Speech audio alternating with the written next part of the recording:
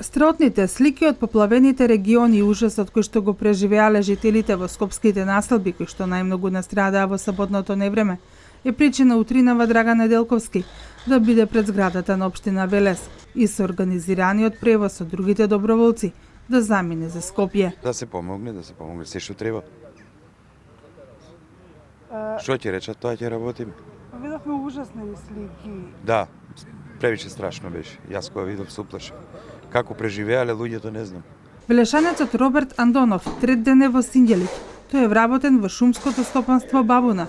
Вели работите полека се средуваат, штетите се огромни.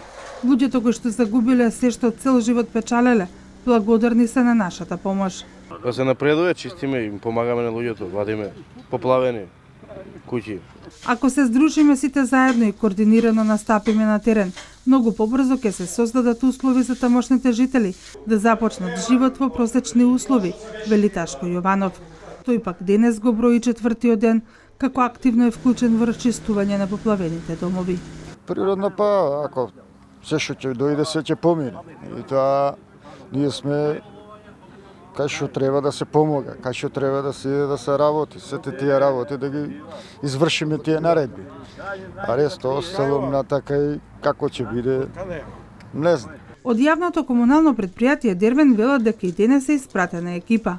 Активната работа на терен ќе продолжи се додека настраданите имаат потреба од жива сила за расчистување на домовите, дворовите и улиците.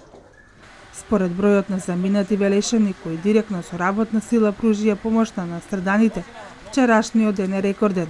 Околу 300 велешани на терен работеа заедно со градоначалникот Шадиев, пратеникот Коџобашиев и актуелните советници.